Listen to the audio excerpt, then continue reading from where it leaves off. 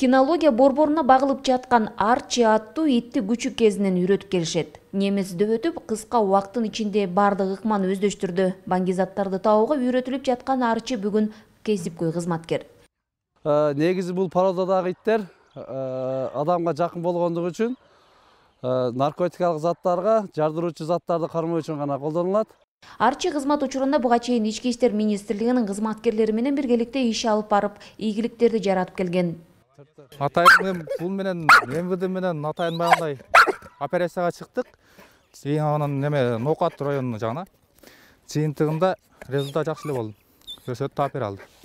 Ал эми бул немис овчаркасы Жак аттуу ит. Ал жардыруучу заттарды табууда кызмат өтөйт. Бул итти башка кызматтарга да үйрөтүүгө болот. Негизи овчарка бул 4 багытка даярдасак болот бул иттерди. Жардыруучу заттарга, баңгизаттарды кармоо үчүн, ис кубарлыкка, анан караоол иттерге 4 багытка даярдасак болот.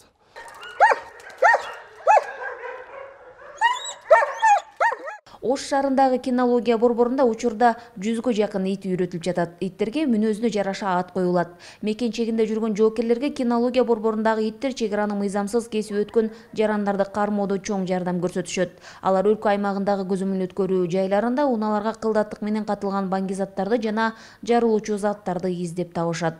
Ошондой эле алар бир нече этаптардан өтүп анан үйрөнүшөт. Биринчи этап бул жалпы даярдыктан өтөт, экинчи этап ис кубарлыктан.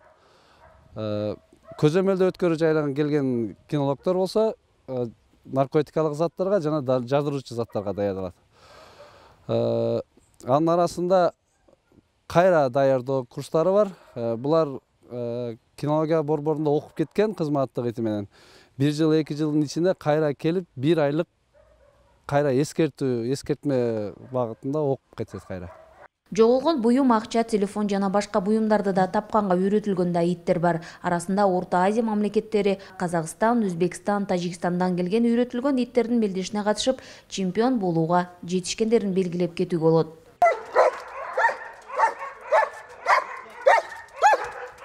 Кинология борборунда эт менен багылып тапталган дөбөттөр эч нерседен кайра тартпайт. Борбор башка күч кызматтар менен биргеликте иш алып барат. Үйрөтүлүп жаткан иттер кызмат өтөө мөөнөтү аяктаган соң көчөдө калтырылбай багып алууну каалаган жарандарга өткөрүлүп берилет.